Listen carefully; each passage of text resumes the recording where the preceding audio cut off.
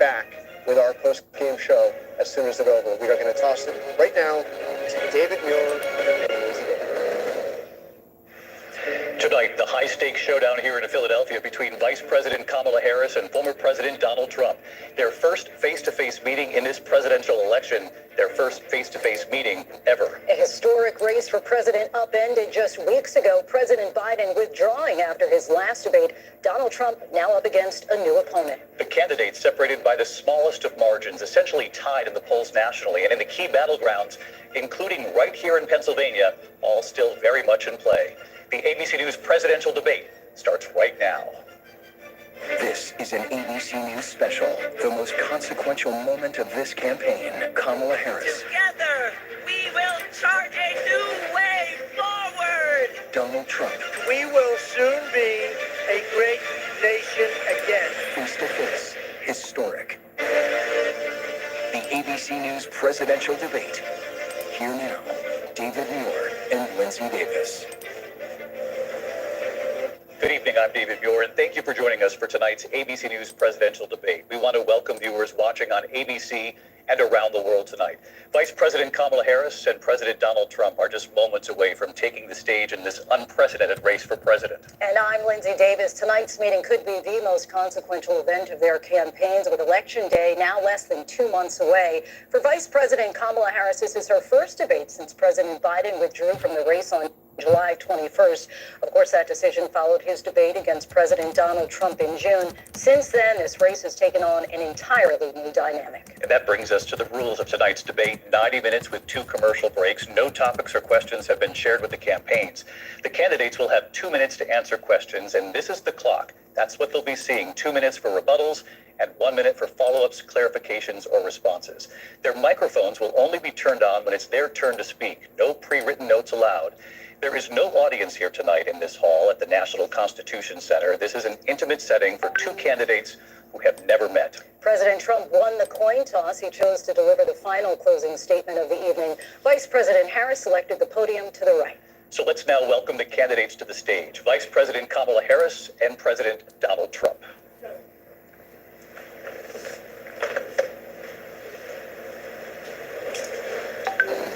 Kamala Harris. Accept the debate. Thank you. Welcome to you both. It's wonderful to have you. It's an honor to have you both here tonight. Good evening. We are looking forward to a spirited and thoughtful debate. So let's get started.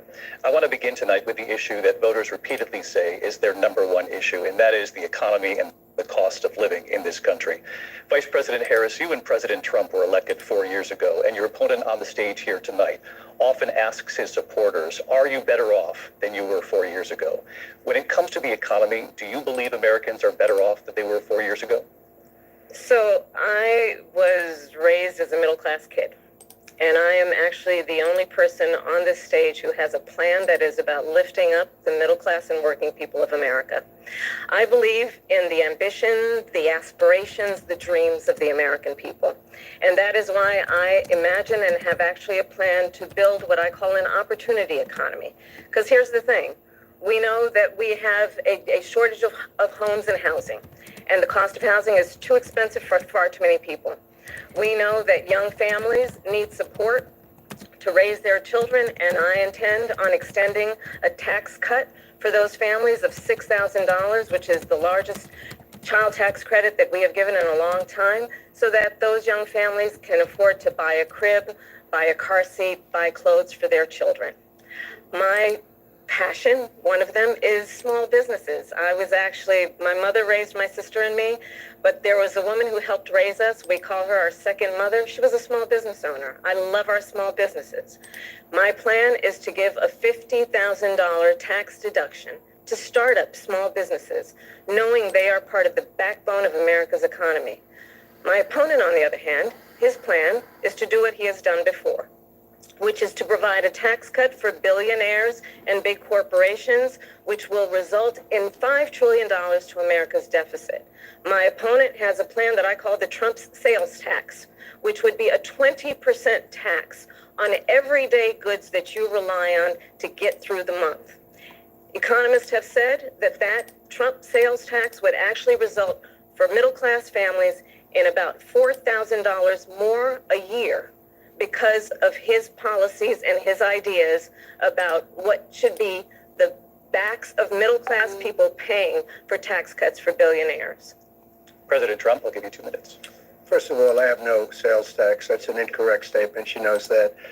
We're doing tariffs on other countries. Other countries are going to finally, after 75 years, pay us back for all that we've done for the world. And the tariff will be substantial in some cases. I took in billions and billions of dollars, as you know, from China. In fact, they never took the tariff off because there was so much money they can't. It would totally destroy everything that they've set out to do. They're taking in billions of dollars from China and other places. They've left the tariffs on. When I had tariffs, and yet I had no inflation. Look, we've had a terrible economy because inflation which is really known as a country buster. It breaks up countries. We have inflation like very few people have ever seen before, probably the worst in our nation's history. We were at 21%, but that's being generous because many things are 50, 60, 70, and 80% higher than they were just a few years ago. This has been a disaster for people, for the middle class, but for every class. On top of that, we have millions of people pouring into our country from prisons and jails, from mental institutions and insane asylums, and they're coming in and they're taking jobs that are occupied right now by African Americans and Hispanics, and also unions. Unions are going to be affected very soon. And you see what's happening. You see what's happening with towns throughout the United States. You look at Springfield, Ohio. You look at Aurora in Colorado. They are taking over the towns. They're taking over buildings. They're going in violently. These are the people that Xi and Biden led into our country, and they're destroying our country. They're dangerous. They're at the highest level of criminality, and we have to get them out. We have to get them out fast. I created one of the greatest economies in the history of our country. I'll do it again and even better. We are going to get to immigration and border security during this debate, but I would like to let Vice President Harris respond on the economy here. Well, I would love to. Let's talk about what Donald Trump left us. Donald Trump left us the worst unemployment since the Great Depression. Donald Trump left us the worst public health epidemic in a century. Donald Trump left us the worst attack on our democracy since the Civil War. And what we have done is clean up Donald Trump's mess. What we have done and what I intend to do is build on what we know are the aspirations and the hopes of the American people. But I'm going to tell you on this debate tonight, you're going to hear from the same old tired playbook, a bunch of lies, grievances, and name-calling. What you're going to hear tonight is a detailed and dangerous plan called Project 2025 that the former president intends on implementing if he were elected again. I believe very strongly that the American people want a president who understands the importance of bringing us together, knowing we have so much more in common than what separates us. And I pledge to you to be a president for all Americans. President Trump will give you a minute here to respond. Number one, I have nothing to do, as you know, and as she knows better than anyone, I have nothing to do with Project 2025. That's out there. I haven't read it. I don't want to read it purposely. I'm not going to read it. This was a group of people that got together. They came up with some ideas, I guess some good, some bad. But it makes no difference. I have nothing to do. Everybody knows I'm an open book. Everybody knows what I'm going to do. Cut taxes very substantially and create a great economy like I did before. We had the greatest economy. We got hit with a pandemic. And the pandemic was not since 1917, where 100 million people died, has there been anything like it. We did a phenomenal job with the pandemic. We handed them over a country where the economy and where the stock market was higher than it was before the pandemic came in. Nobody's ever seen anything like it. We made ventilators for the entire world. We got gowns, we got masks, we did things that nobody thought possible. And people give me credit for rebuilding the military. They give me credit for a lot of things, but not enough credit for the great job we did with the pandemic.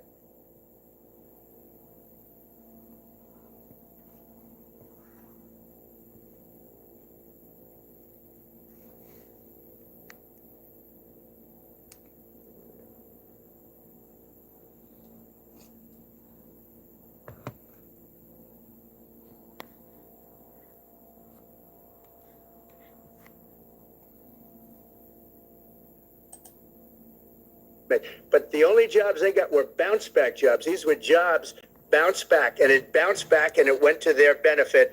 But I was the one that created them. They know it, and so does everybody else. Vice President Harris, I'll let you respond.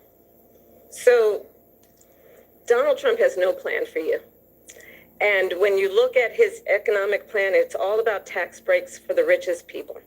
I am offering what I describe as an opportunity economy, and the best economists in our country, if not the world, have reviewed our relative plans for the future of America.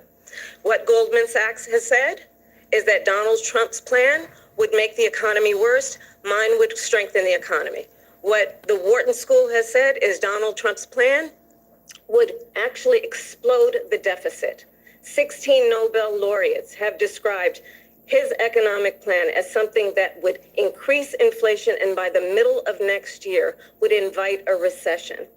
You just have to look at where we are and where we stand on the issues. And I'd invite you to know that Donald Trump actually has no plan for you because he is more interested in defending himself than he is in looking out for you. It's just a soundbite. They gave her that to say. Look, I went to the Wharton School of Finance, and many of those professors, the top professors, think my plan is a brilliant plan. It's a great plan. It's a plan that's going to bring up our worth, our value as a country. It's going to make people want to be able to go and work and create jobs and create a lot of good, solid money for our country. And just to finish off, she doesn't have a plan. She copied Biden's plan, and it's like 4 sentences, like run, spot, run. 4 sentences that are just, oh, we'll try and lower taxes. She doesn't have a plan. Take a look at her plan. She doesn't have a plan. Mr. President, I do want to drill down on something you both brought up. The Vice President brought up your tariffs. You responded, and let's drill down on this because your plan is what she calls is essentially a national sales tax. Your proposal calls for tariffs, as you pointed out here, on foreign imports across the board. You recently said that you might double your plan, imposing tariffs up to 20% on goods coming into this country. As you know, many economists say that with tariffs at that level, costs are then passed on to the consumer. Vice President Harris has argued it'll mean higher prices on gas, food, clothing, medication, arguing it costs the typical family nearly $4,000 a year. Do you believe Americans can afford higher prices because of tariffs? They're not going to have higher prices. What's going to have, and who's going to have higher prices is China and all of the countries that have been ripping us off for years. I was the only president ever. China was paying us hundreds of billions of dollars, and so were other countries. And, you know, if she doesn't like them, they should have gone out and they should have immediately cut the tariffs. But those tariffs are there 3.5 years now under their administration. We are going to take in billions of dollars, hundreds of billions of dollars. I had no inflation, virtually no inflation. They had the highest inflation perhaps in the history of our country because I've never seen a worse period of time. People can't go out and buy cereal or bacon or eggs or anything else.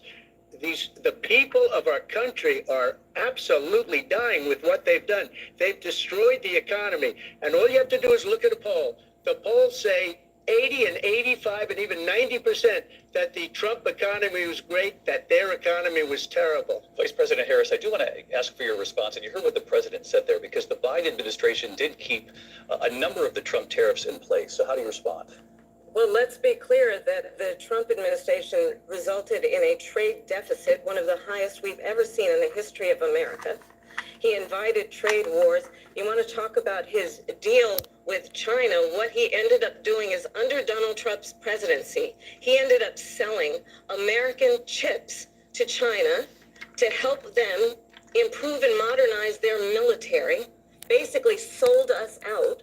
When a policy about China should be in making sure the United States of America wins the competition for the 21st century, which means focusing on the details of what that requires, focusing on relationships with our allies, focusing on investing in American-based technology so that we win the race on AI and quantum computing, focusing on what we need to do to support America's workforce so that we don't end up having on the short end of the stick in terms of workers' rights.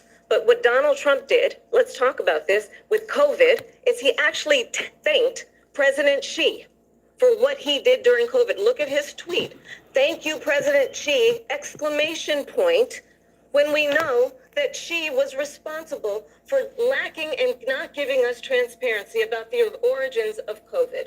President Trump will let you respond. First of all, they bought their chips from Taiwan. We hardly make chips anymore because of philosophies like they have and policies like they have. I don't say her because she has no policy. Everything that she believed 3 years ago and 4 years ago is out the window. She's going to my philosophy now. In fact, I was going to send her a MAGA hat. She's gone to my philosophy. But if she ever got elected, she'd change it. And it will be the end of our country. She's a Marxist. Everybody knows she's a Marxist. Her father's a Marxist professor in economics, and he taught her well. But when you look at what she's done to our country, and when you look at these millions and millions of people that are pouring into our country monthly, where it's, I believe, 21 million people, not the 15 that people say, and I think it's a lot higher than the 21. That's bigger than New York State pouring in. And just look at what they're doing to our country. They're criminals. Many of these people coming in are criminals. And that's bad for our economy, too. You know, you mentioned before, we'll talk about immigration later. Well, bad immigration is the worst thing that can happen to our economy. They have, and she has, destroyed our country to get votes, but it's not worth it because they're In between, catching up on sleep during the weekend could be good for your heart. Non-alcoholic bars are popping up in a growing number of cities. That's the spirit. America This Morning America's #1 early morning news. on ABC News Live. If you were coming of age in the 1980s, the Brat Pack was near the center of your cultural awareness. But for those of us experiencing it from the inside, the Brat Pack was something very different. The critics agree.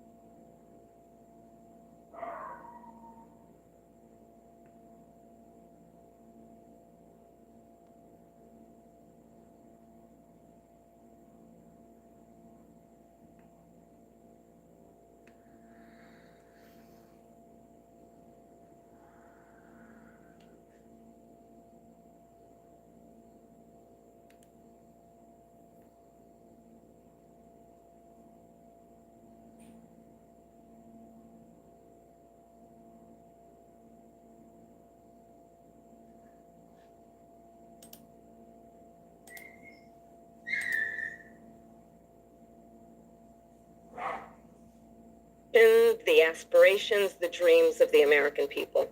And that is why I imagine and have actually a plan to build what I call an opportunity economy. Because here's the thing. We know that we have a shortage of homes and housing, and the cost of housing is too expensive for far too many people. We know that young families need support to raise their children, and I intend on extending a tax cut for those families of $6,000, which is the largest child tax credit that we have given in a long time, so that those young families can afford to buy a crib, buy a car seat, buy clothes for their children. My passion, one of them, is small businesses. My mother raised my sister and me, but there was a woman who helped raise us. We call her our second mother. She was a small business owner. I love our small businesses.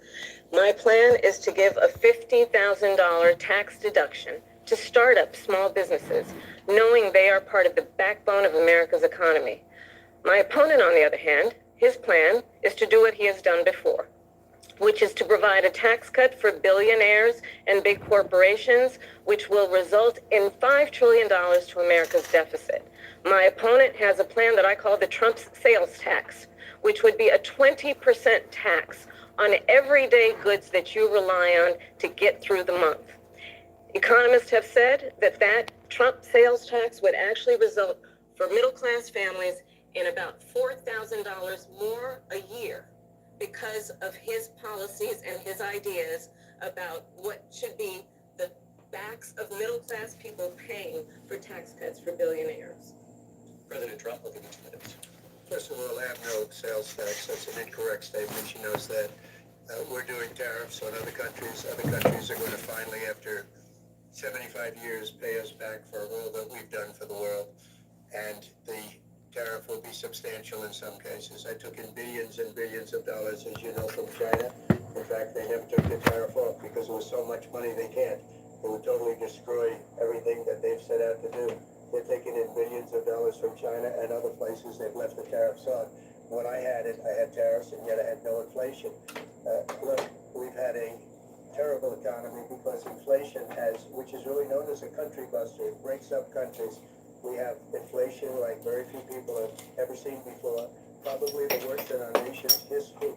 We were at 21%, but that's being generous because many things are 50, 60, 70, and 80% higher than they were just a few years ago. This has been a disaster for people, for the middle class, but for every class. On top of that, we have millions of people pouring into our country from prisons and jails, from mental institutions and insane asylums, and they're coming in and they're taking jobs that are occupied right now by African Americans and Hispanics, and also unions. Unions are going to be affected very soon.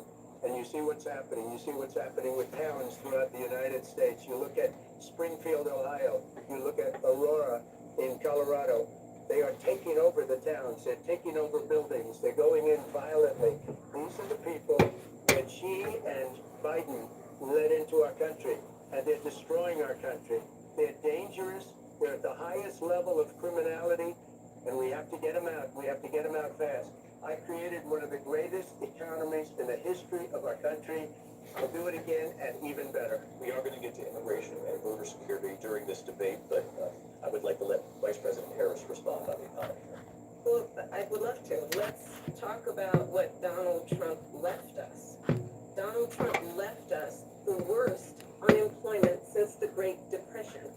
Donald Trump left us the worst public health epidemic in a century. Donald Trump left us the worst attack on our democracy since the Civil War. And what we have done is clean up Donald Trump's mess. What we have done and what I intend to do is build on what we know are the aspirations and the hopes of the American people. But I'm going to tell you on this debate tonight, you're going to hear from the same old tired playbook a bunch of lies, grievances, and name-calling. What you're going to hear tonight is a detailed and dangerous plan with Project 2025 that the former president intends on implementing if he were elected again. I believe very strongly that the American people want a president who understands the importance of bringing us together, and we have so much more in common than what separates us, and I pledge to you to be a president for all Americans. President Trump will give you a minute for your response. Number one, I have nothing to do, as you know, and as she knows better than anyone, I have nothing to do with Project 2025. That's out there. I haven't read it. I don't want to read it purposely. I'm not going to read it. This was a group of people that got together. They came up with some ideas. I guess some good, some bad, but it makes no difference. I have nothing to do. Everybody knows I'm an open book. Everybody knows what I'm going to do. Cut taxes very substantially and create a great economy like I did before. We had the greatest economy. We got hit with a pandemic. And the pandemic was not since 1917, where 100 million people died. Has there been anything like it? We did a phenomenal job with the pandemic. We handed them over a country where the economy and where the stock market was higher than it was before the pandemic came in. Nobody's ever seen anything like it. We made ventilators for the entire world. We got gowns, we got masks, we did things that nobody thought possible. And people give me credit for rebuilding the military. They give me credit for a lot of things, but not enough credit for the great job we did with the pandemic. But the only jobs they got were bounce-back jobs. These were jobs bounced back, and it bounced back, and it went to their benefit. But I was the one that created them. They know it, and so does everybody else. Vice President Harris, will respond. So, Donald Trump has no plan for you. And when you look at his economic plan, it's all about tax breaks for the richest people. I am offering what I describe as an opportunity economy, and the best economists in our country, if not the world, have reviewed our relative plans for the future of America. What Goldman Sachs has said is that Donald Trump's plan would make the economy worse, mine would strengthen the economy. What the Wharton School has said is Donald Trump's plan would actually explode the deficit. 16 Nobel laureates have described his economic plan as something that would increase inflation and by the middle of next year would invite a recession. You just have to look at where we are and where we stand on the issues. And I'd invite you to know that Donald Trump actually has no plan for you because he is more interested in defending himself than he is in looking out for you. Look, I went to the Wharton School of Finance, and many of those professors, the top professors, think my plan is a brilliant plan. It's a great plan. It's a plan that's going to bring up our worth, our value as a country. It's going to make people want to be able to go and work and create jobs and create a lot of good, solid money for our country. And just to finish off, she doesn't have a plan. She copied Biden's plan, and it's like 4 sentences, like run, spot, run. 4 sentences that are just, oh, we'll try and lower taxes. She doesn't have a plan. Take a look at her plan. She doesn't have a plan. Mr. President, I do want to drill down on something you both brought up. The Vice President brought up your tariffs. You responded, and let's drill down on this because your plan is what she calls is essentially a national sales tax. Your proposal calls for tariffs, as you pointed out here, on foreign imports across the board. You recently said that you might double your plan, imposing tariffs up to 20% on goods coming into this country. As you know, many economists say that with tariffs at that level, costs are then passed on to the consumer. Vice President Harris has argued it'll mean higher prices on gas, food, clothing, medication, arguing it costs the typical family nearly $4,000 a year. Do you believe Americans can afford higher prices because of tariffs? They're not going to have higher prices. What's going to have, and who's going to have higher prices is China and all of the countries that have been ripping us off for years. I was the only president ever. China was paying us hundreds of billions of dollars, and so were other countries.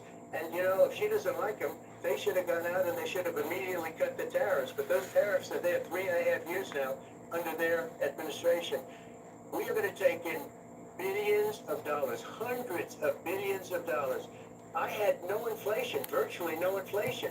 They had the highest inflation perhaps in the history of our country because I've never seen a worse period of time. People can't go out and buy cereal or bacon or eggs or anything else. The people of our country are absolutely dying with what they've done. They've destroyed the economy. And all you have to do is look at a poll. The polls say 80 and 85 and even 90% that the Trump economy was great, that their economy was terrible. Vice President Harris, I do want to ask for your response. And you heard what the president said there because the Biden administration did keep a number of the Trump tariffs in place. So how do you respond? Well, let's be clear that the Trump administration resulted in a trade deficit, one of the highest we've ever seen in the history of America. He invited trade wars. You want to talk about his deal with China? What he ended up doing is under Donald Trump's presidency, he ended up selling American chips to China to help them improve and modernize their military, basically sold us out. When a policy about China should be in making sure the United States of America wins the competition for the 21st century, which means focusing on the details of what that requires, focusing on relationships with our allies, focusing on investing in American-based technology so that we win the race on AI, on quantum computing, focusing on what we need to do to support America's workforce so that we don't end up having on the short end of the stick in terms of workers' rights. But what Donald Trump did, let's talk about this, with COVID, is he actually thanked President Xi for what he did during COVID. Look at his tweet.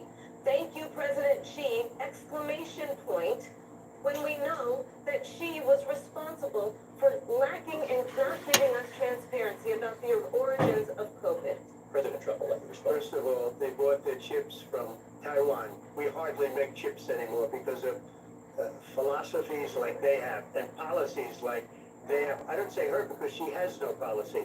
Everything that she believed 3 years ago and 4 years ago is out the window. She's going to my philosophy now. In fact, I was going to send her a MAGA hat. She's gone to my philosophy, but if she ever got elected, she'd change it. And it will be the end of our country. She's a Marxist. Everybody knows she's a Marxist. Her father's a Marxist professor in economics, and he taught her well. But when you look at what she's done to our country, and when you look at these millions and millions of people that are pouring into our country monthly, where it's I believe 21 million people, not the 15 that people say, and I think it's a lot higher than the 21. That's bigger than New York State pouring in. And just look at what they're doing to our country. They're criminals. Many of these people coming in are criminals. And that's bad for our economy, too. You know, you mentioned before, we'll talk about immigration later. Well, bad immigration is the worst thing that can happen to our economy. They have, and she has, destroyed our country with policy that's insane. Almost policy that you'd say they have to hate our country. President Trump, thanks. Lindsey. I want to turn to the issue of abortion. President Trump, you often touted that you were able to kill Roe v. Wade last year, and you said that you were proud to be the most pro-life president in American history. Then last month, you said that your administration would be great for women and their reproductive rights. In your home state of Florida, you surprised many with regard to your 6-week abortion ban, because you initially had said that it was too short. And you said, quote, I'm going to be voting that we need more than 6 weeks. But then the very next day, you reversed course and said you would vote to support the 6-week ban. Vice President Harris says that women shouldn't trust you on the issue of abortion because you've changed your position so many times. Therefore, why should they trust you? So the reason I'm doing that vote is because the plan is, as you know, the vote is, they have abortion in the 9th month. They even have, and you can look at the governor of West Virginia, the previous governor of West Virginia, not the current governor, is doing an excellent job, but the governor before, he said the baby will be born and we will decide what to do with the baby. In other words, we'll execute the baby. And that's why I did that, because that predominates, because they're radical. The Democrats are radical in that. And her vice presidential pick, which I think is a horrible pick, by the way, for our country, because he is really out of it. But her vice presidential pick says abortion in the 9th month is absolutely fine. He also says execution after birth. It's an execution, no longer abortion, because the baby is born, is okay. And that's not okay with me, hence the vote. But what I did is something for 52 years they've been trying to get Roe v. Wade into the states. And through the genius and heart and strength of 6 Supreme Court justices, we were able to do that. Now, I believe in the exceptions for rape, incest, and life of the mother. I believe strongly in it. Ronald Reagan did also. 85% of Republicans do exceptions. Very important. But we were able to get it, and now states are voting on it. And for the first time, you're going to see, look, this is an issue that's torn our country apart for 52 years.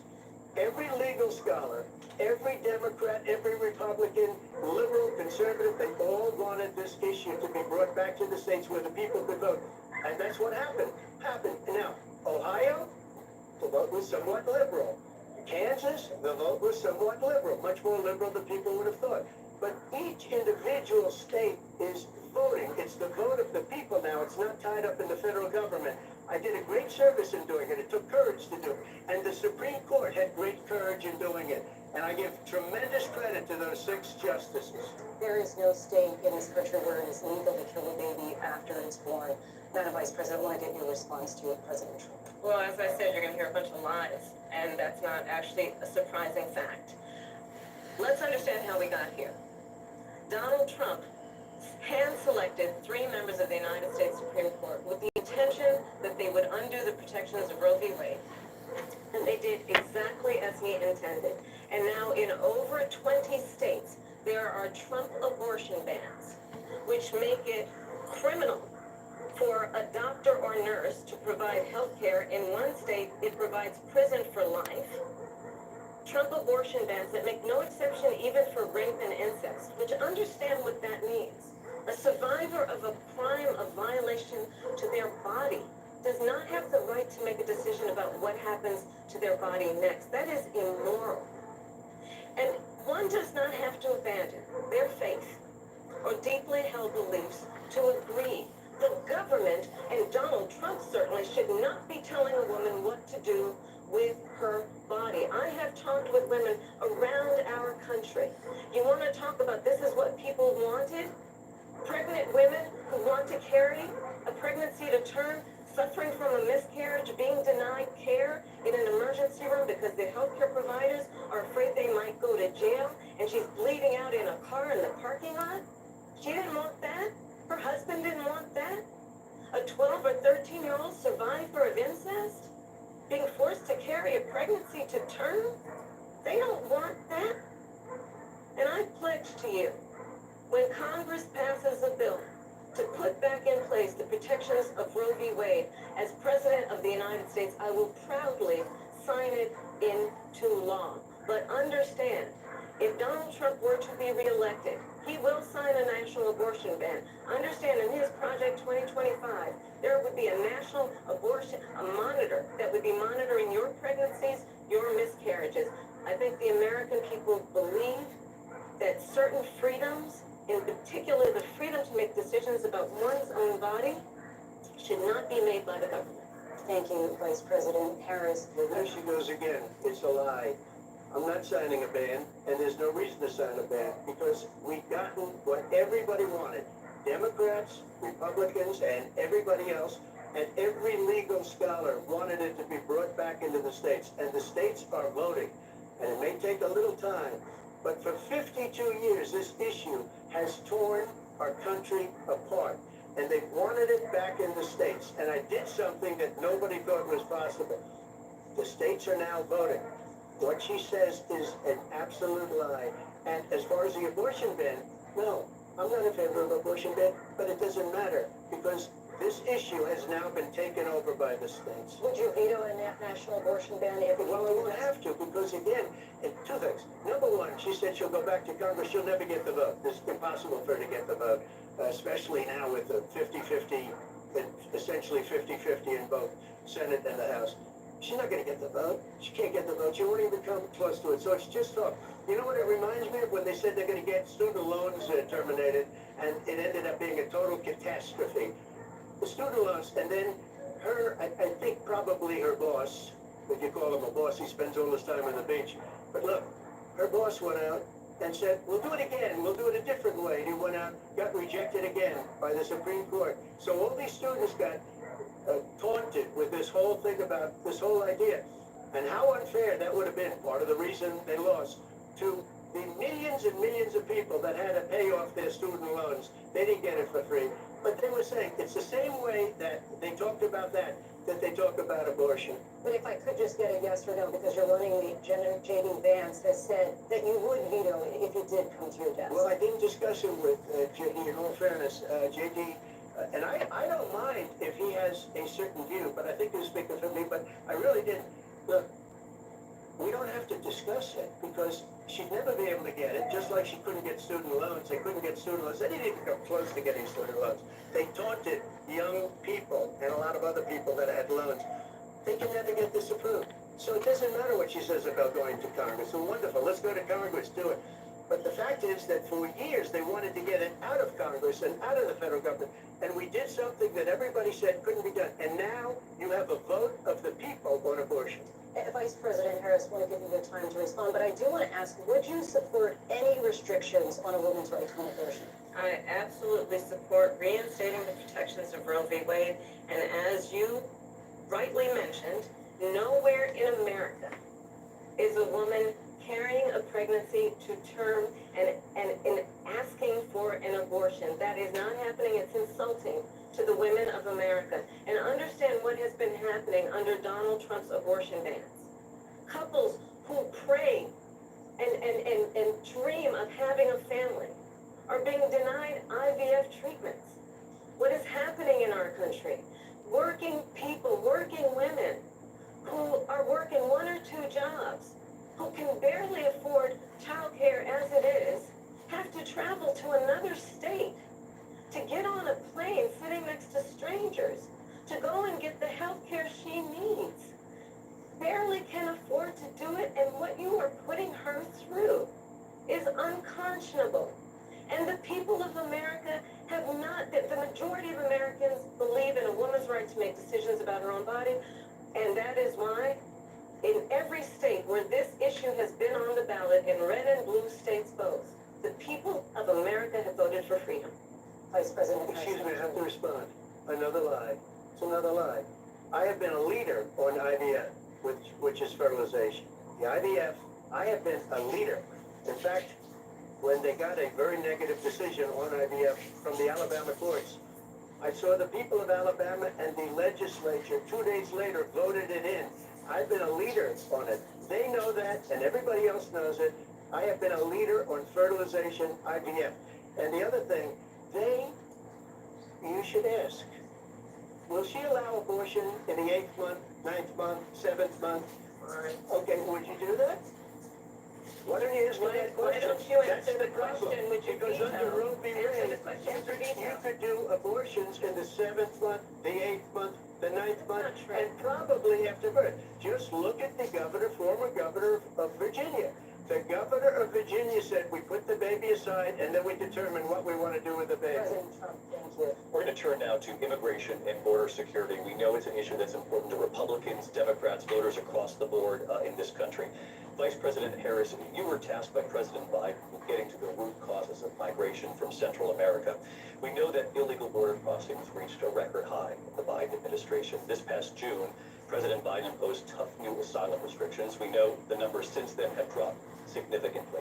But my question to you tonight is, why did the administration wait until 6 months before the election to act? And would you have done anything differently from President Biden on this? So I'm the only person on this stage who has prosecuted transnational criminal organizations for the trafficking of guns, drugs, and human beings. And let me say that the United States Congress, including some of the most conservative members of the United States Senate, came up with a border security bill which I supported. And that bill would have put 1,500 more border agents on the border to help those folks who are working there right now overtime trying to do their job.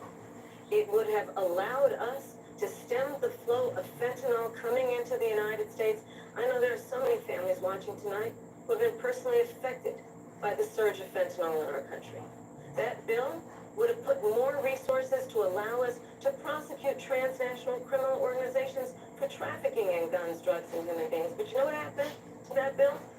Donald Trump got on the phone, called up some folks in Congress, and said, kill the bill. And you know why? Because he'd prefer to run on a problem instead of fixing a problem. And understand, this comes at a time where the people of our country actually need a leader who engages in solutions, who actually addresses the problems at hand. But what we have in the former president is someone who would prefer to run on a problem instead of fixing a problem. And I'll tell you something, he's going to talk about immigration a lot tonight, even when it's not the subject that is being raised. And I'm going to actually do something really unusual, and I'm going to invite you to attend one of Donald Trump's rallies, because it's a really interesting thing to watch. You will see during the course of his rallies, he talks about fictional characters like Hannibal Lecter. He will talk about windmills cause cancer. And what you will also notice is that people start leaving his rallies early out of exhaustion and boredom. And I will tell you, the one thing you will not hear him talk about is you. You will not hear him talk about your needs, your dreams, and your desires. And I'll tell you, I believe you deserve a president who actually puts you first. And I pledge to you that I will. Vice President Harris, thank you. President Trump, on that point, I want to get your response. Well, I would like to respond. Let me just ask, though, why did you try to kill that bill, and successfully so? That would have put thousands of additional agents and officers on the board. First, let me respond as to the rallies. She said people start leaving. People don't go to her rallies. There's no reason to go. And the people that do go, she's bussing them in and paying them to be there. And then showing them in a different light. So she can't talk about that. People don't leave my rallies. We have the biggest rallies, the most incredible rallies in the history of politics. That's because people want to take their country back. Our country is being lost. We're a failing nation. And it happened 3.5 years ago. And what's going on here, you're going to end up in World War III, just to go into another subject. What they have done to our country by allowing these millions and millions of people to come into our country, and look at what's happening to the towns all over the United States. And a lot of towns don't want to talk. It's not going to be Aurora or Springfield. A lot of towns don't want to talk about it because they're so embarrassed by it. In Springfield, they're eating the dogs, the people that came in. They're eating the cats. They're eating the pets of the people that live there. And this is what's happening in our country, and it's a shame. As far as rallies are concerned, as far as the reason they go is they like what I say. They want to bring our country back. They want to make America great again. It's a very simple phrase, make America great again. she's destroying this country. And if she becomes president, this country doesn't have a chance of success. Not only success, we'll end up being Venezuela on steroids. I just want to clarify here, you bring up Springfield, Ohio, and ABC News did reach out to the city manager there. He told us there have been no credible reports of specific claims of pets being harmed, injured, or abused by individuals within the immigrant community. Well, I've seen people on television. Let me just say here, this is the People on television say my dog was taken and used for food. So maybe he said that, and maybe that's a good thing to say for a city manager. I'm not taking this from But the television. people on I'm taking it from television the city say my manager. dog was eaten by the people that went there. Again, Springfield city manager says there's no evidence of that. Vice We'll President find Harris, out. I'll let you respond to the rest of what you've heard. Talk about extreme. This is, I think, one of the reasons why in this election, I actually have the endorsement of 200 Republicans who have formerly worked with President Bush, Mitt Romney, and John McCain, including the endorsement of former Vice President Dick Cheney and Congress member Liz Cheney. And if you want to really know the inside track on who the former president is, if he didn't make it clear already, just ask people who have worked with him. His former chief of staff, a four-star general, has said he has contempt for the Constitution of the United States. His former national security advisor has said he is dangerous and unfit. His former secretary of defense has said the nation, the republic, would never survive another Trump term. And when we listen to this kind of rhetoric, when the issues that affect the American people are not being addressed, I think the choice is clear in this election. President Trump will give you a quick minute to respond. Yeah. Thank you, because when I hear that, see, I'm a different kind of a person. I fired most of those people. Not so graciously. They did bad things or a bad job. I fired them. They never fired one person. They didn't fire anybody having to do with Afghanistan and the Taliban and the 13 people who's were just killed, viciously and violently killed, and I got to know the parents and the family. They didn't fire. They should have fired all those generals, all those top people, because that was one of the most incompetently handled situations anybody has ever seen. So when somebody does a bad job, I'd fire him. And you take a guy like Esper, he was no good, I fired him, so he writes a book. Another one writes a book, because with me they can write books, with nobody else can they? But they have done such a poor job, and they never fire anybody. Look at the economy, look at the inflation. They didn't fire any of their economists, they have the same people. That's a good way not to have books written about you. But, just to finish, I got more votes than any Republican in history by far. In fact, I got more votes than any president, sitting president, in history by far. Let me continue on immigration. It was what you wanted to talk about earlier, so let's get back to your deportation proposal that the vice president has reacted to as well. President Trump, you call this the largest domestic deportation operation in the history of our country. You say you would use the National Guard. You say if things get out of control, you'd have no problem using the U.S. military. You also said you would use local police. How would you deport 11 million undocumented immigrants? I know you believe that number is much higher. Take us through this. What does this look like? Will authorities be going door to door in this country? Yeah. It is much higher because of them. They allowed criminals, many millions of criminals. They allowed terrorists. They allowed common street criminals. They allowed people to come in, drug dealers, to come into our country, and they're now in the United States and told by their countries like Venezuela, don't ever come back or we're going to kill you. Do you know that crime in Venezuela and crime in countries all over the world is way down? You know why? Because they've taken their criminals off the street and they've given them to her to put into our country. And this will be one of the greatest mistakes in history for them to allow. And I think they probably did it because they think they're going to get votes, but it's not worth it because they're destroying the fabric of our country by what they've done. There's never been anything done like this at all. They've destroyed the fabric of our country. Millions of people let in, and all over the world, crime is down, all over the world except here. Crime here is up and through the roof, despite their fraudulent statements that they made. Crime in this country is through the roof. And we have a new form of crime. It's called migrant crime. And it's happening at levels that nobody thought possible. President Trump, as you know, the FBI says overall violent crime is actually coming down in this country. But Excuse me, the FBI defrauded. They were defrauding statements. They didn't include the worst cities. They didn't include the cities with the worst crime. It was a fraud.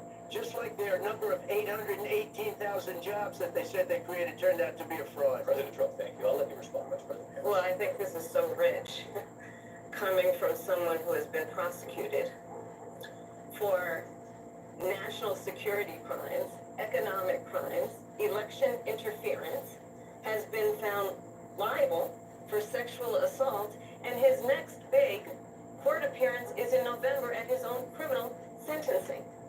And let's be clear where each person stands on the issue of what is important about respect for the rule of law and respect for law enforcement. The former vice president called for defunding federal law enforcement, 45,000 agents, get this, on the day after he was arraigned on 34 felony counts. So let's talk about what is important in this race. It is important that we move forward, that we turn the page on this same old tired rhetoric and address the needs of the American people, address what we need to do about the housing shortage, which I have a plan for, address what we must do to support our small businesses, address bringing down the price of groceries. But frankly, the American people are exhausted with this same old tired playbook. Vice President Harris, thank you. Excuse me. Every one of those cases was started by them against their political opponent. And I'm winning most of them, and I will win the rest on appeal. And you saw that with the decision that came down just recently from the Supreme Court. I'm winning most of them. But those are cases, it's called weaponization. Never happened in this country. They weaponized the Justice Department. Every one of those cases was involved with the DOJ, from Atlanta and Fani Willis to the Attorney General of New York and the DA of New York. Every one of those cases. And then they say, oh, he's a criminal. They're the ones that made them go after me. By the way, Joe Biden was found essentially guilty on the documents case. And what happened in my documents case? They said, oh, that's the toughest of them all. A complete and total victory. 2 months ago, it was thrown out. It's weaponization, and they used it, and it's never happened in this country.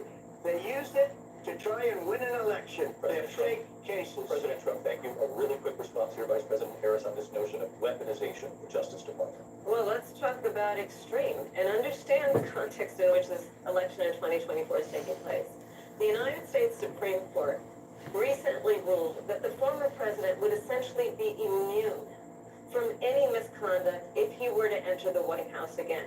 Understand that this is someone who has openly said he would terminate, I'm quoting, terminate the Constitution of the United States, that he would weaponize the Department of Justice against his political enemies. Someone who has openly expressed disdain for members of our military. Understand what it would mean if Donald Trump were back in the White House with no guardrails. Because certainly we know now the court won't stop him. We know J.D. Vance is not going to stop him. It's up to the American people. Vice President Harris, thank you. Linsey? Vice President Harris, in your last run for president. This is the one that weaponized, not me. She weaponized. I probably took a bullet to the head because of the things that they say about me. They talk about democracy. I'm a threat to democracy. They're the threat to democracy. With a fake Russia investigation that went nowhere. We have a lot to get to. Linsey? Vice President Harris, in your last run for president, you said you wanted to ban fracking. Now you don't. You wanted mandatory government buyback programs for assault weapons. Now your campaign says you don't. You supported decriminalizing border crossings. Now you're taking a harder line. I know you say that your values have not changed. So then why have so many of your policy positions changed? So my values have not changed, and I'm going to discuss every one of the, at least every point that you've made. But in particular, let's talk about fracking because we're here in Pennsylvania. I made that very clear in 2020. I will not ban fracking. I have not banned fracking as Vice President of the United States. And in fact, I was the tie-breaking vote on the Inflation Reduction Act, which opened new leases for fracking. My position is that we have got to invest in diverse sources of energy so we reduce our reliance on foreign oil.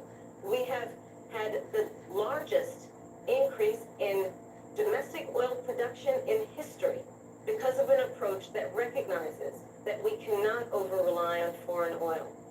As it relates to my values, let me tell you, I grew up a middle-class kid raised by a hardworking mother who worked and saved and was able to buy our first home when I was a teenager.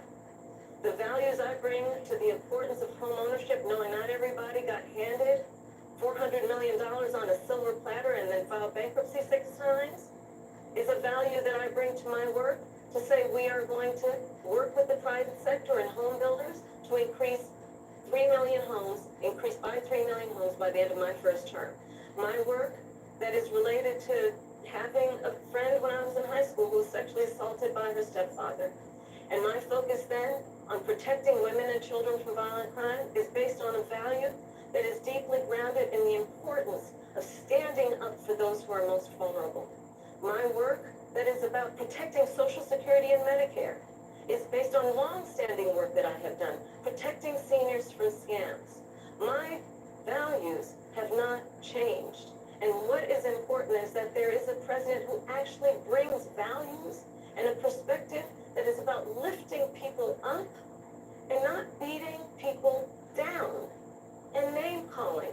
The true measure of the leader is the leader who actually understands the strength is not in beating people down, it's in lifting people up. I intend to be that president. President Trump, Well, first of all, I wasn't given $400 million. I wish I was. My father was a Brooklyn builder, Brooklyn, Queens, and a great father, and I learned a lot from him, but I was given a fraction of that, a tiny fraction, and I built it into many, many billions of dollars, many, many billions. And when people see it, they are even surprised. So we don't have to talk about that. Fracking, she's been against it for 12 years. Defund the police, she's been against that forever. She gave all that stuff up very wrongly, very horribly, and everybody's laughing at it, okay? They're all laughing at it. She gave up at least 12 and probably 14 or 15 different policies. Like, she was big on defund the police. In Minnesota, she went out, wait a minute, I'm talking now, if you don't mind, please. Does that sound familiar? She went out in Minnesota and wanted to let criminals that killed people, that burned down Minneapolis, she went out and raised money to get them out of jail. She did things that nobody would ever think of. Now she wants to do transgender operations or illegal aliens that are in prison. This is a radical left liberal that would do this. She wants to confiscate your guns, and she will never allow fracking in Pennsylvania. If she won the election, fracking in Pennsylvania will end on day one. Just to finish one thing, so important in my opinion. So I got the oil business going like nobody has ever done before. When they took over, they got rid of it, started getting rid of it, and the prices were going up the roof. They immediately let these guys go to where they were. I would have been 5 times, 4 times, 5 times higher, because you're talking about 3.5 years ago. They got it up to where I was because they had no choice, because the prices of energy were quadrupling and doubling. You saw what happened to gasoline. So they said, let's go back to Trump. But if she won the election, the day after that election, they'll go back to destroying our country, and oil will be dead, fossil fuel will be dead, we'll go back to windmills, and we'll go back to solar, where they need a whole desert to get some energy to come out. You ever see a solar plant? By the way, I'm a big fan of solar, but they take 400, 500 acres of desert soil. These are not good things for the environment, as you understand. Thank you. Linsey, thank you. We have an election in just 56 days. And I want to talk about the peaceful transfer of power, which, of course, we all know is a cornerstone of our democracy, and the role of a president in a moment of crisis. Mr. President, on January 6th, you told your supporters to march to the Capitol. You said you would be right there with them. The country and the world saw what played out at the Capitol that day, the officers coming under attack. Aides in the West Wing say you watched it unfold on television off the Oval Office. You did send out tweets, but it was more than 2 hours before you sent out that video message telling your supporters to go home. Is there anything you regret about what you did on that day? You just said a thing that isn't covered. Peacefully and patriotically, I said during my speech, not later on. peacefully and patriotically. And nobody on the other side was killed. Ashley Babbitt was shot by an out-of-control police officer that should have never, ever shot her. It's a disgrace. But we didn't do this group of people that have been treated so badly. I ask, what about all the people that are pouring into our country and killing people that she allowed to pour in? She was the border czar, remember that. She was the border czar. She doesn't want to be called the border czar because she's embarrassed by the border. In fact, she said at the beginning, oh, I'm surprised you're not talking about the border yet. That's because she knows what a bad job they've done. What about those people? When are they going to be prosecuted? When are these people from countries all over the world, not just South America, they're coming in from all over the world, David, all over the world, and crime rates are down all over the world because of it. But let me just when are those, David, when are those people going to be prosecuted? When are the people that burned down Minneapolis going to be prosecuted? Or in Seattle? They went into Seattle, they took over a big percentage of the city of Seattle. When are those people going to be prosecuted? But let me just ask You might ask her that question. You were the president. You were watching it unfold on television. It's a very simple question as we move forward toward another election. Is there anything you regret about what you did on that day? Yes, I had nothing to do with that other than they asked me to make a speech. I showed up for a speech. I said, I think it's going to be big. I went to Nancy Pelosi and the mayor of Washington, D.C., and the mayor put it back in writing, as you know. I said, you know, this is going to be a very big rally or whatever you want to call it. And again, it wasn't done by me. It was done by others. I said, I'd like to give you 10,000 National Guard or soldiers. They rejected me. Nancy Pelosi rejected me. It was just 2 weeks ago. Her daughter has a tape of her saying she is fully responsible for what happened. They want to get rid of that tape. It would have never happened if Nancy Pelosi and the mayor of Washington did their jobs. I wasn't responsible for security. Nancy Pelosi was responsible. She didn't do her job. The question was about you as president, not about former Speaker Pelosi, but I do want Vice President Harris to respond here. I was at the Capitol on January 6th. I was the vice president-elect. I was also an acting senator. I was there. And on that day, the President of the United States incited a violent mob to attack our nation's capital, to desecrate our nation's capital. On that day, 140 law enforcement officers were injured, and some died. And understand, the former president has been indicted and impeached for exactly that reason. But this is not an isolated situation. Let's remember Charlottesville, where there was a mob of people carrying tiki torches, spewing anti-Semitic hate. And what did the president then at the time say? There were fine people on each side. Let's remember that when it came to the Proud Boys, a militia, the president said, the former president said, stand back and stand by. So for everyone watching who remembers what January 6th was, I say, we don't have to go back. Let's not go back. We're not going back. It's time to turn the page. And if that was a bridge too far for you, well, there is a place in our campaign for you to stand for country, to stand for our democracy, to stand for rule of law, and to end the chaos, and to end the approach that is about attacking the foundations of our democracy because you don't like the outcome. And be clear on that point. Donald Trump, the candidate, has said in this election there will be a bloodbath if this and the outcome of this election is not to his liking. Let's turn the page on this. Let's not go back. Let's chart a course for the future and not go backwards to the past. Let me just follow up here. It was a different term, and it was a term that related to energy because they have destroyed our energy business. That was where bloodbath was. Also, on Charlottesville, that story has been, as you would say, debunked. Laura Ingraham, Sean Hannity, Jessica, all of these people, they covered it. If they go an extra sentence, they will see it was perfect. It was debunked in almost every newspaper, but they still bring it up, just like they bring 2025 up. They bring all of this stuff up. I ask you this, you talk about the Capitol. Why are we allowing the these millions of people to come through on the southern border. How come she's not doing anything? And I'll tell you what I would do, and I would be very proud to do it. I would say we would both lead this debate right now. I'd like to see her go down to Washington, D.C. during this debate, because we're wasting a lot of time. Go down to, because she's been so bad, it's so ridiculous. Go down to Washington, D.C. and let her sign a bill to close up the border, because they have the right to do it. They don't need bills. They have the right to do it. The President of the United States, you'll get him out of bed, you'll wake him up at 4 o'clock in the afternoon, you'll say, come on down to the office, let's sign a bill. If he signs a bill that the border is closed, all he has to do is say it to the Border Patrol, who are phenomenal. If they do that, the border is closed. Mr. Those President, people are killing many people, unlike J6. we talked immigration here tonight. I do want to focus on this next issue to both of you, because it really brings us this into focus, truth in these times that we're living in. Mr. President, for 3.5 years after you lost the 2020 election, you repeatedly falsely claimed that you won, many times saying you won in a landslide.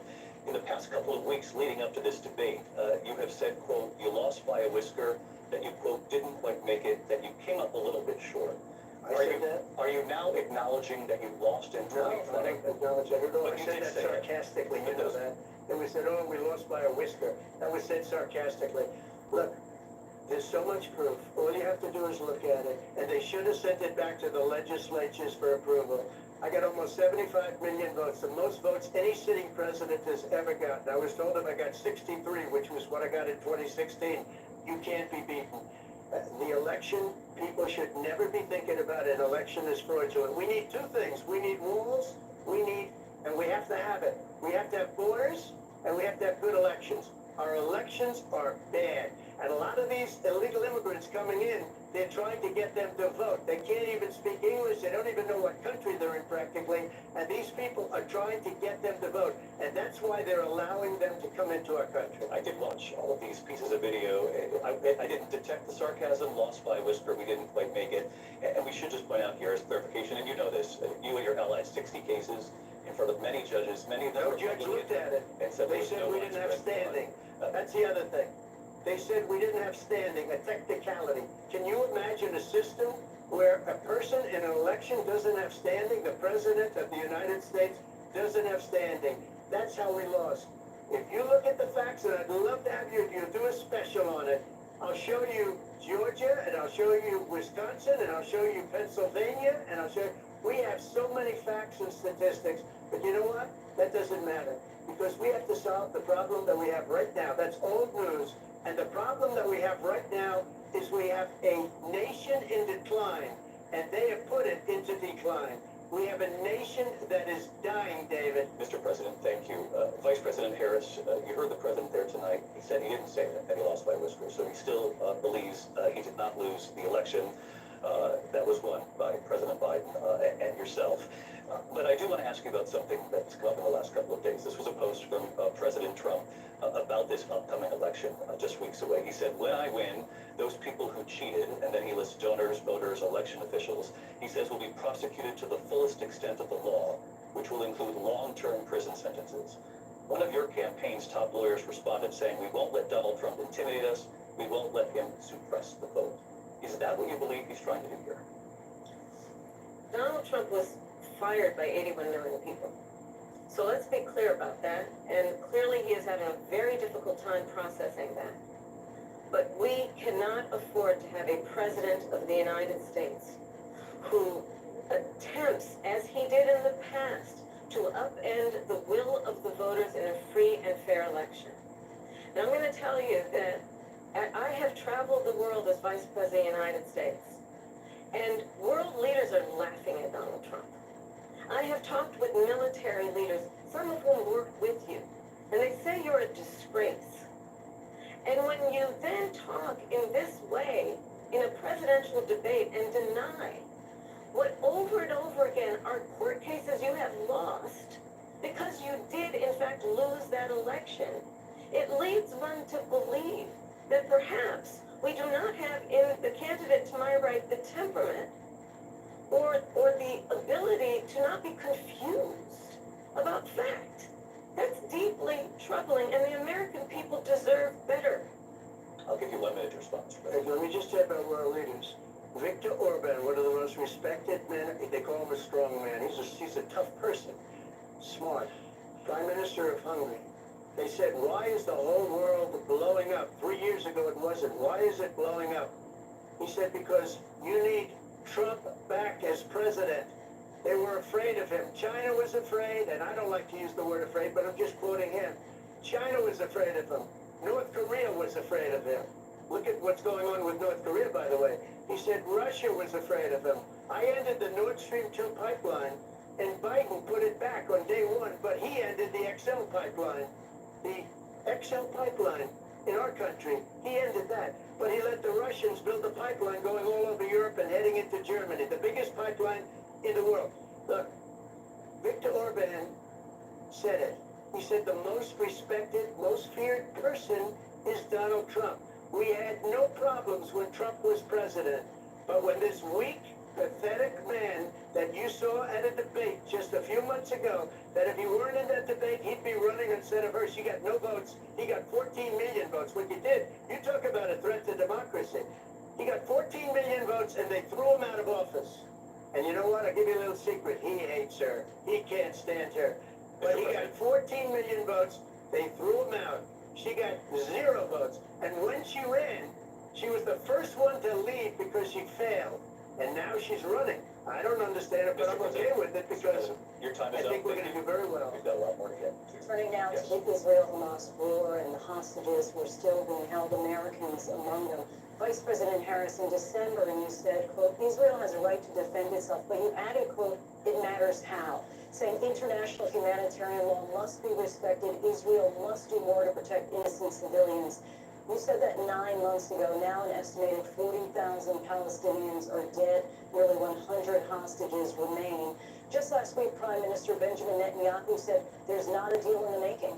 President Biden has not been able to break through the stalemate. How would you do it? Well, let's understand how we got here. On October 7th, Hamas, a terrorist organization, slaughtered 1,200 Israelis. Many of them young people who were simply attending a concert. Women were horribly raped. And so absolutely, I said then, I say now, Israel has a right to defend itself. We would. And how it does so matters.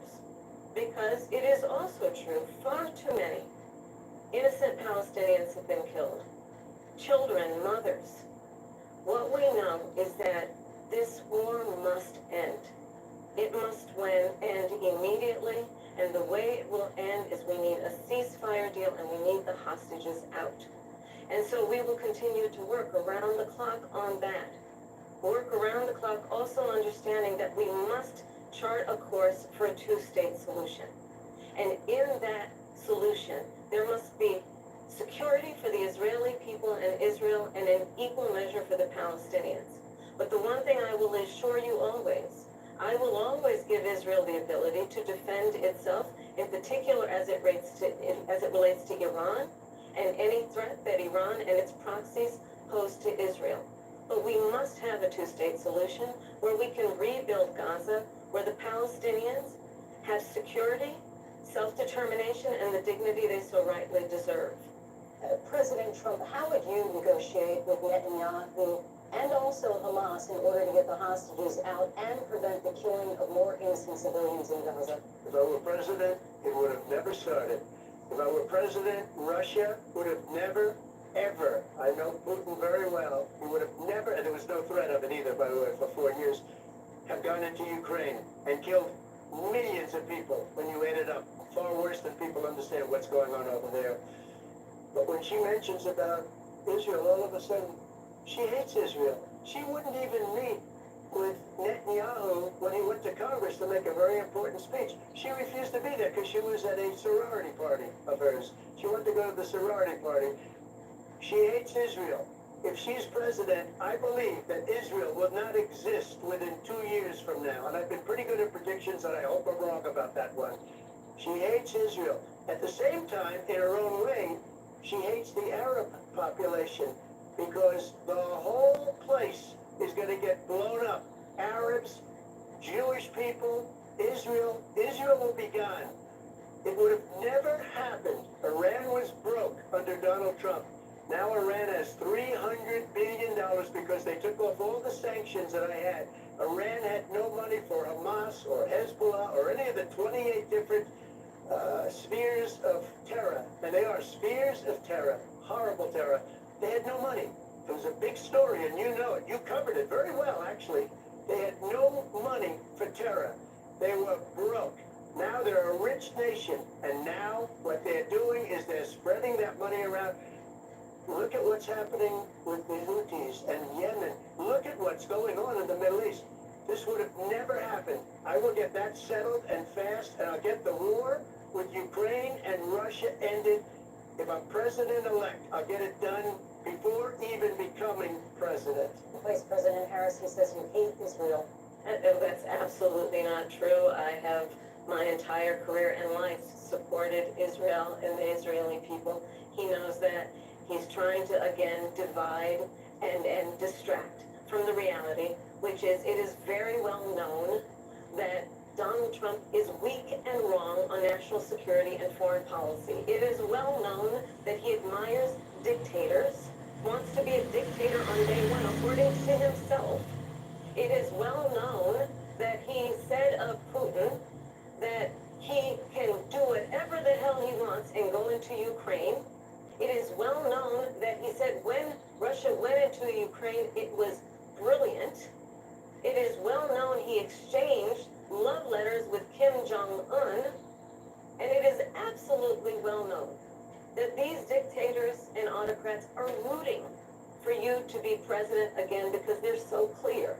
They can manipulate you with flattery and favors.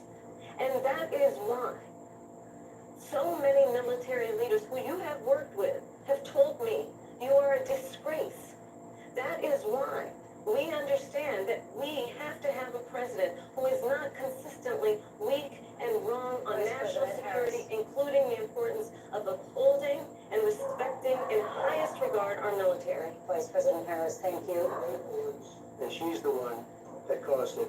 That's weak on national security by allowing every nation last month for the year, 168 different countries sending people into our country. Their crime rates are way down. Putin endorsed her last week, said, I hope she wins. And I think he meant it. Because what he's gotten away with is absolutely incredible. It wouldn't have happened with me. The leaders of other countries think that they're weak and incompetent, and they are. They're grossly incompetent. And I just asked one question. Why does Biden go in and kill the Keystone Pipeline and approve the single biggest deal that Russia's ever made, Nord Stream 2, the biggest pipeline anywhere in the world going to Germany and all over Europe? Because they're weak and they're ineffective. And Biden, by the way, gets paid a lot of money. Thank you. We have a lot of issues to get to. We'll be right back with much more of this historic ABC News presidential debate from the National Constitution Center right here in Philadelphia. Back in a moment.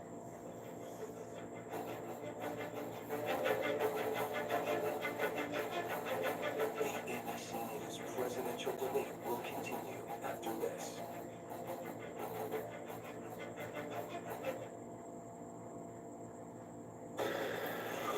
It was a regular day for 19-year-old Melissa Wood.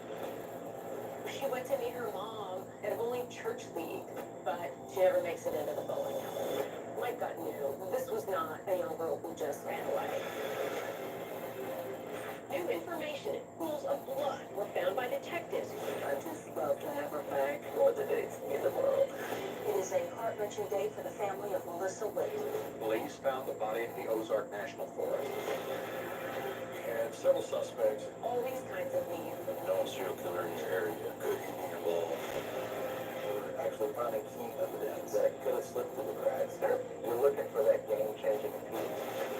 Her last hours on this earth were probably the most horrific of her experience. This beautiful girl.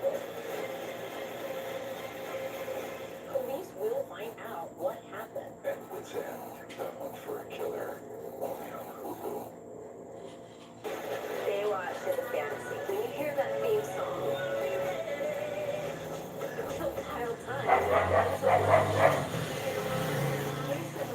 Exploded. Carmen was a bombshell. Jefferson was an icon. I'm proud of everything I've done.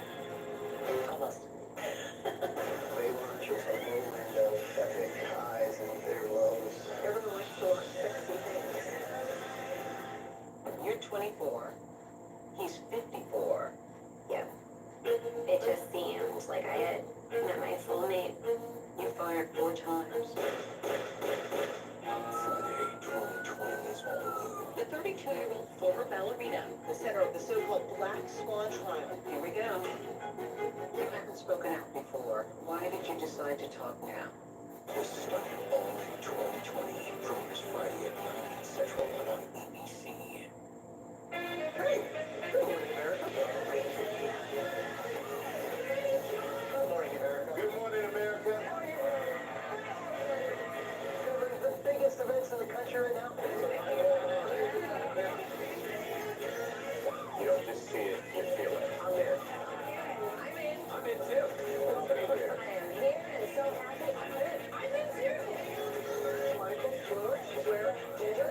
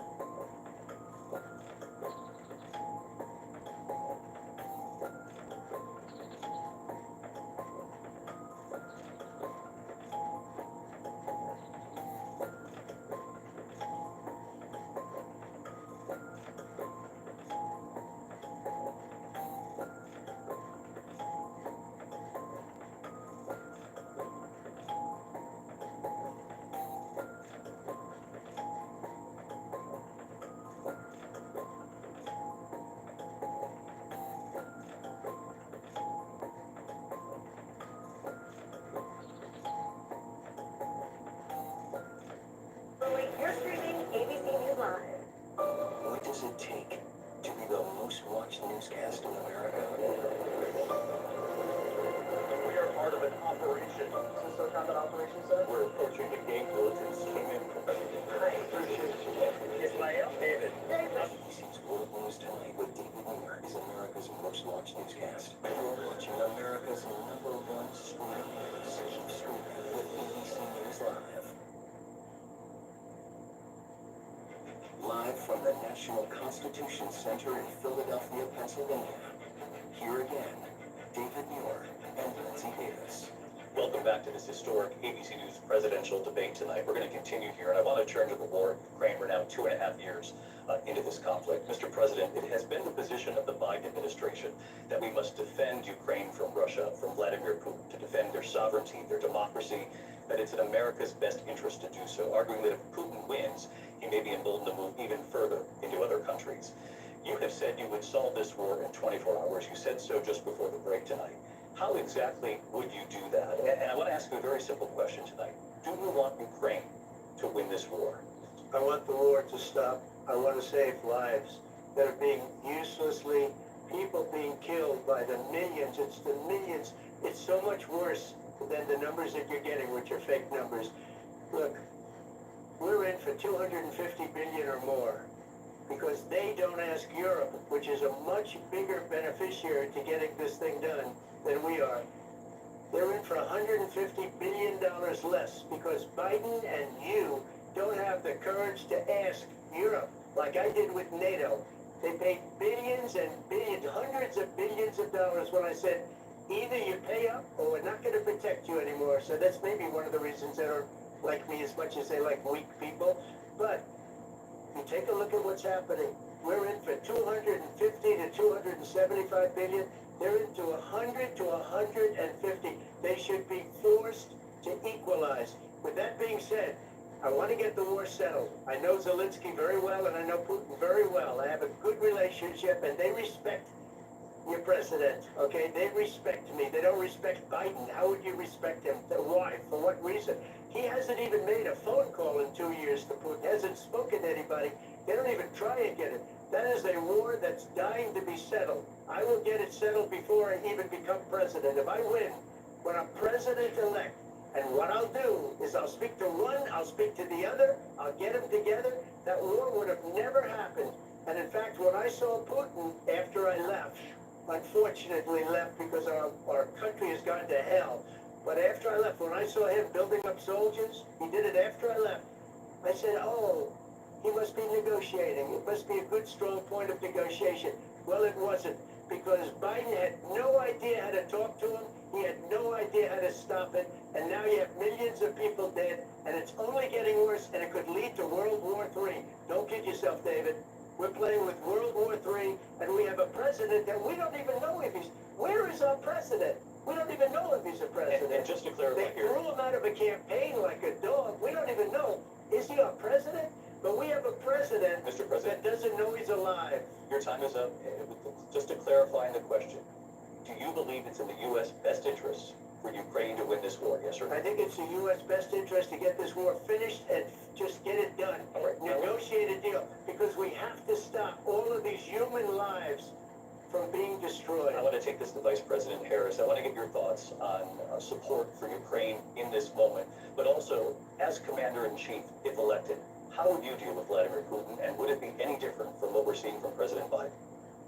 Well, first of all, it's important to remind the former president you're not running against Joe Biden, you're running against me.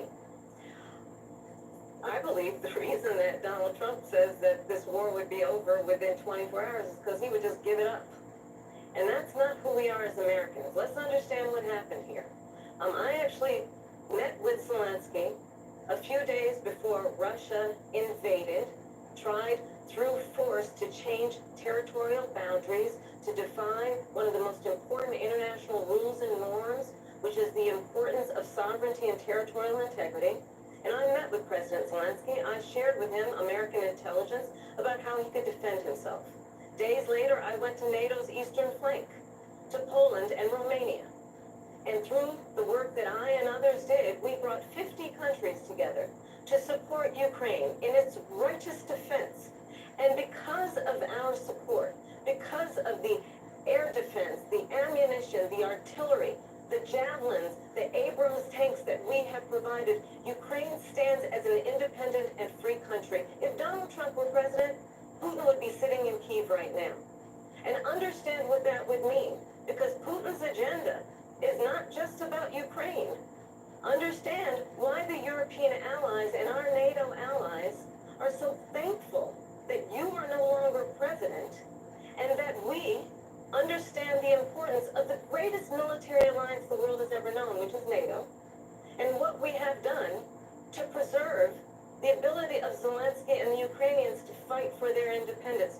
Otherwise, Putin would be sitting in Kyiv with his eyes on the rest of Europe, starting with Poland. And why don't you tell the 800,000 Polish Americans right here in Pennsylvania how quickly you would give up for the sake of favor and what you think is a friendship with what is known to be a dictator who would eat you for lunch. Vice President Harris, thank you. We've heard from both of you on Ukraine tonight. Afghanistan came up in the last hour. I wanted her to respond to something you said earlier, and please, I'll give you a minute here. Putin would be sitting in Moscow, and he wouldn't have lost 300,000 men and women, but he would have been sitting in Moscow, quiet please, he would have been sitting in Moscow much happier than he is right now. But eventually, he's got a thing that other people don't have. He's got nuclear weapons. They don't have to talk about that. He's got nuclear weapons. Nobody ever thinks about that. And eventually, maybe he'll use them, and maybe he hasn't been that threatening, but he does have that. Something we don't even like to talk about. Nobody likes to talk about it. But just so you understand, they sent her to negotiate peace before this war started. 3 days later, he went in and he started the war, because everything they said was weak and stupid. They said the wrong things. That war should have never started. She was the emissary. They sent her in to negotiate with Zelensky and Putin, and she did. And the war started 3 days later. And that's the kind of talent we have with her. She's worse than Biden. In my opinion, I think he's the worst president in the history of our country. She goes down as the worst vice president in the history of our country. But let me tell you something. She is a horrible negotiator. They sent her in to negotiate as soon as they left. Putin did the invasion. President Trump, thank you. You did bring up something. You said she went to negotiate with Vladimir Putin. Vice President Harris, have you ever met Vladimir Putin? Can you clarify tonight? Yet again, I said at the beginning of this debate, you're going to hear a bunch of lies coming from this fella. And that is another one. When I went to meet with President Zelensky, I've now met with him over 5 times. The reality is it has been about standing as America always should, as a leader upholding international rules and norms, as a leader who shows strength, understanding that the alliances we have around the world are dependent on our ability to look out for our friends and not favor our enemies because you adore strongmen instead of caring about democracy. And that is very much what is at stake here. The President of the United States is Commander-in-Chief, and the American people have a right to rely on a president who understands the significance of America's role and responsibility in terms of ensuring that there is stability and ensuring we stand up for our principles and not sell them for the benefit of personal flattery. You talked about Ukraine and Vladimir Putin. I do want to talk about Afghanistan. It came up in the first hour of this debate. I want to move on to Afghanistan. Said Trump did the most amazing thing I've ever seen. He got these countries, the 28 countries at the time, to pay up. He said, I've never seen, he's the head of NATO. He said, I've never seen, for years we were paying almost all of NATO. We were being ripped off by European nations, both on trade and on NATO. I got them to pay up by saying one of the statements you made before, if you don't pay,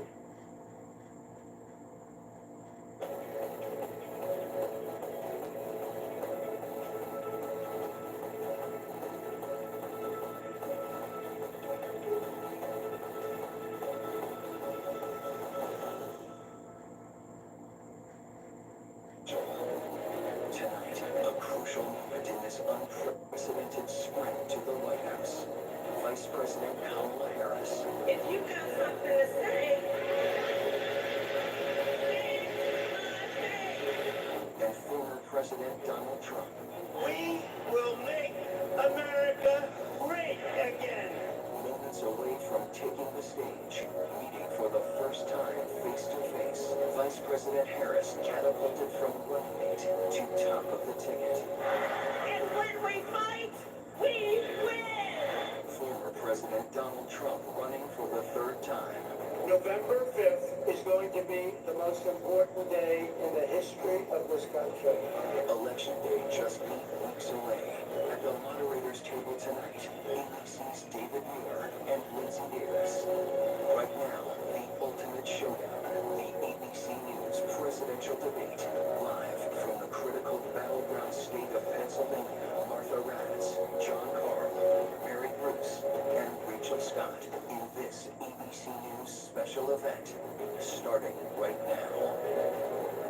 And good evening, I'm Martha Raddatz, joining you live from Philadelphia and across the globe with our powerhouse team coverage as Kamala Harris and Donald Trump are set to face off for the first time in a presidential debate in less than 59 minutes. And I'm Jonathan Carl. When Kamala Harris and Donald Trump walk on that debate stage in less than an hour, it will be the very first time they have been face-to-face, the first time the two have ever met. And the circumstances of tonight's meeting, beyond extraordinary. Kamala Harris is now the Democratic nominee without competing in a single primary. Donald Trump, the Republican nominee, stands indicted for his efforts to overturn the last election and has suggested he won't accept the results of this one if he doesn't win. Joining us at the anchor desk, Chief White House Correspondent Mary Bruce, Senior Congressional Correspondent Rachel Scott. Both have been out on the campaign trail, crisscrossing the country with the candidates, gearing up for what could be the most consequential moment of this incredibly consequential campaign.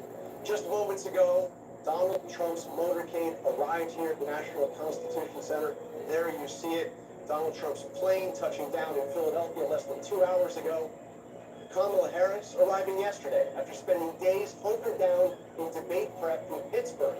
Both campaigns have been here over the past few hours to get a first-hand look at that debate stage. And Mary, Kamala Harris has been preparing for this for weeks. intensely prepared. She even went so far as to set up a mock debate stage, that stage that she is about to walk out on, full with TV lights, doing these mock rehearsals. And she's also been turning to Hillary Clinton. I'm told that they have spoken in the last week. She turned to a lot of Clinton's advisors, those who prepped her for her face-offs with Trump, even one who embodied the role of Donald Trump in those rehearsals, even dressing like the former president. Her goal here tonight on that stage is to really reintroduce herself to voters, remind them of her proposals and her policies, and then to pivot and go on the attack. She wants to remind voters of what Donald Trump stands for, what his administration might look like a second go-round. And yes, she is also going to try and get under his skin, to needle him a bit. The challenge for her will be to bait him without getting baited herself. Both candidates have been here looking at that debate stage, but I have to say, Rachel, Trump seemed to spend a lot of time looking at all the angles, the camera angles. He has been preparing as well. Yeah, this is a former president who is keenly aware of the image, and despite his advisors insisting he doesn't need any debate prep, the former president, I am told, is taking this very seriously. He knows just how consequential the debate, this moment could be.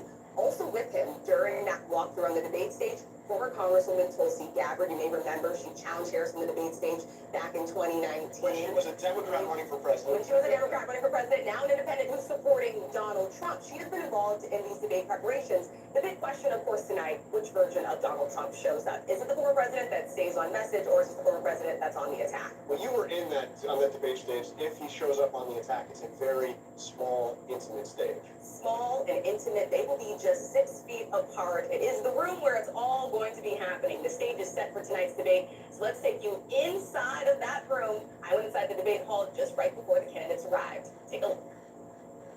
When these two candidates enter this debate hall, it would be their very first time coming face to face. And they'll be standing just 6 feet apart. No live studio audience to cheer them on. No campaign staff allowed in this room either.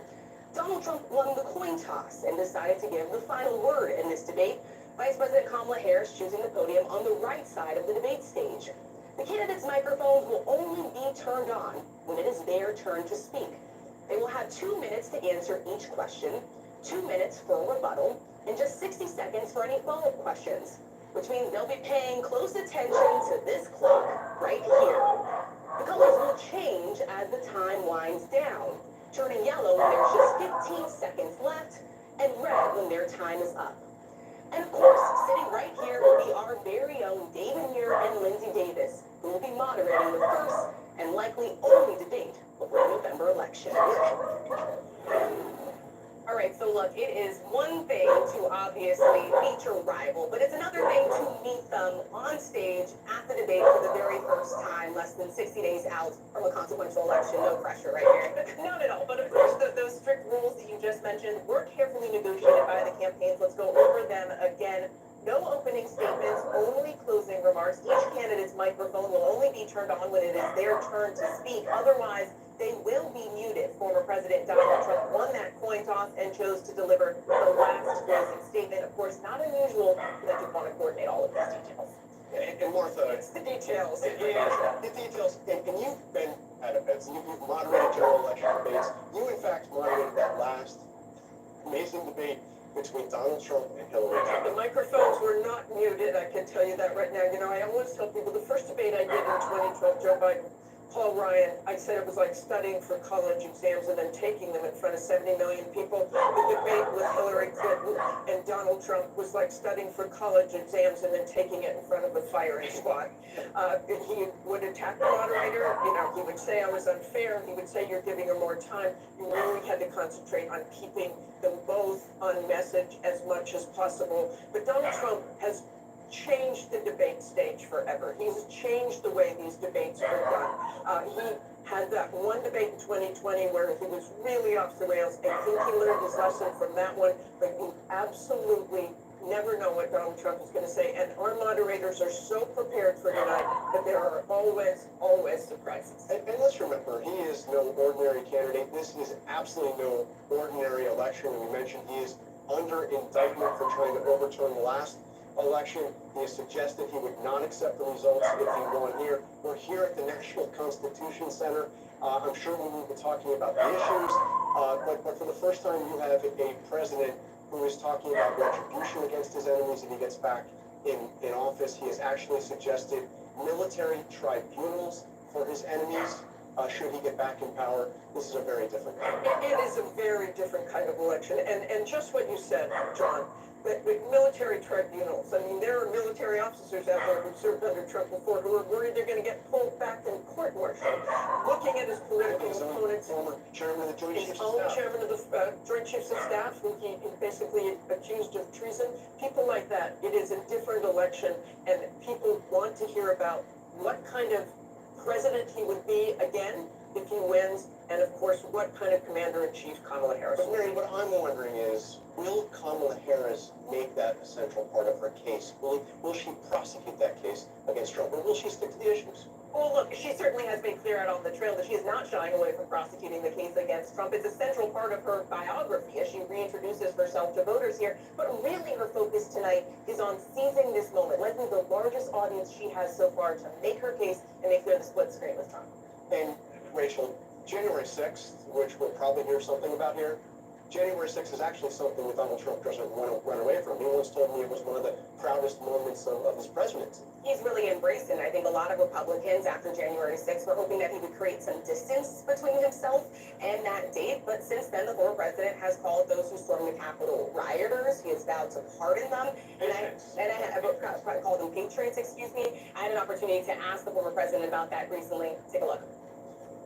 My question is on those rioters who assaulted officers. You have to Would ask, you pardon what's those going to people? happen? Oh, absolutely I would. If they're innocent, I would pardon them. They've been And convicted. by the way, the Supreme Court just well, they were convicted by a very tough system. Yeah, so to be clear there, the former president calls them patriots. He stands by his pledge to pardon those rioters, even those who have been convicted of assaulting police officers that day. And look, for all that and all that we've discussed and all the chaos of the last several weeks in this campaign, this is essentially a tied race.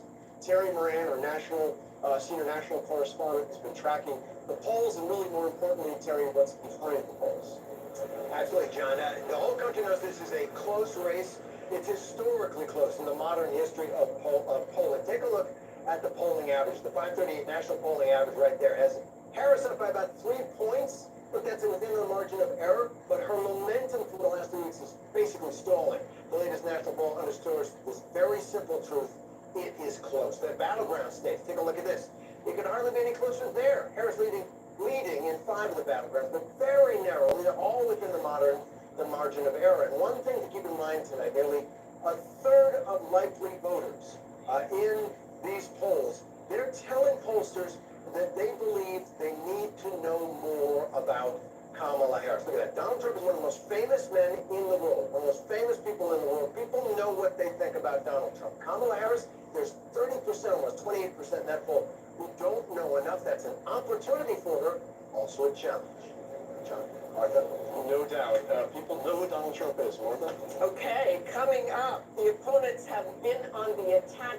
Tonight, the candidates will now be confronted with the biggest issues online, the economy, immigration, abortion, crime, foreign policy, and more when we come back.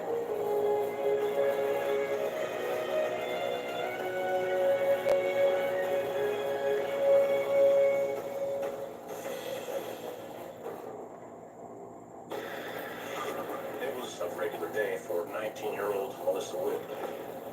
She went to meet her mom at a bowling church league, but she never makes it into the bowling alley. My gut knew this was not a young girl who just ran away. New information and pools of blood were found by detectives. I just love to have her back more than anything in the world. It is a heart-wrenching day for the family of Melissa Wood. Police found the body in the Ozark National Forest. We had several suspects. All these kinds of leads. No serial killer in this area could be involved. We're actually finding key evidence that could have slipped through the cracks. We're looking for that game-changing piece. Their last hours on this earth were probably the most horrific a person can experience. This beautiful young girl. Police will find out what happened. At Wit's End, the hunt for a killer, only on Hulu. What does it take to be the most watched newscast in America? We are part of combat operation. Is this our combat operation center? We're approaching the gate militants came in different directions. Very accurate. So you have a couple loaded and ready to go. The house was destroyed, but the flag. Okay. How important is the USA? Great work. Hi. Ismael. David. I'm David Muir. There you are. Watch you every night. ABC's World News Tonight with David Muir is America's most watched newscast. And later, the stories that shape your world, that shape your life, through America's stunning, empowering, children.